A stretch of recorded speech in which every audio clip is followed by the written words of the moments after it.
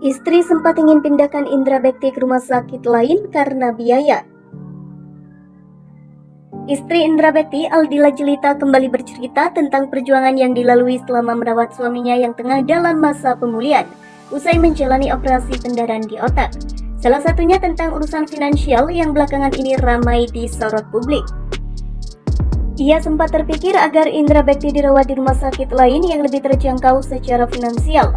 Namun kondisi suaminya saat itu belum memungkinkan bagi Aldila untuk memindahkannya dari Rumah Sakit Abdi Waluyo, Jakarta Pusat.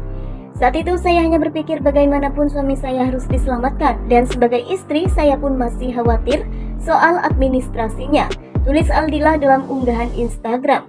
Lalu sempat merasa lebih baik langsung dipindahkan saat itu ke rumah sakit lain yang sesuai kemampuan kami. Tapi itu bukan pilihan karena kondisi suami saya sangat riskan untuk dipindahkan, sambungnya.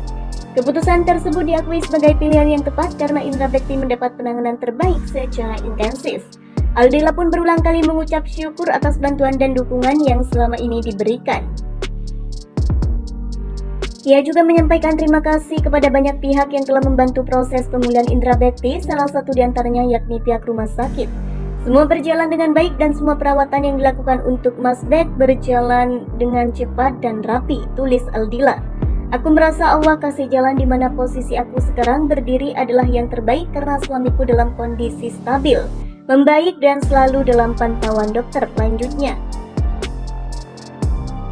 Setelah meminta izin Aldila Jelita untuk mengutip unggahannya, Aldila sebelumnya mengakui biaya perawatan Indra Bekti sejak dilarikan ke rumah sakit pada pekan lalu sudah sangat besar.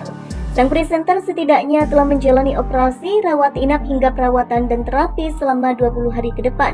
Ia juga harus menjalani sejumlah pemeriksaan seperti MRI yang dilakukan baru-baru ini. Indra Bekti dilarikan ke rumah sakit setelah pingsan dan disebut mengalami gejala pendarahan otak.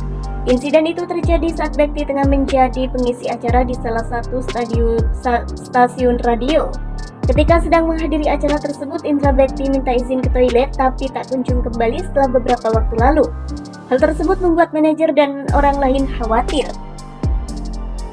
Presenter itu kemudian ditemukan tak sadarkan diri.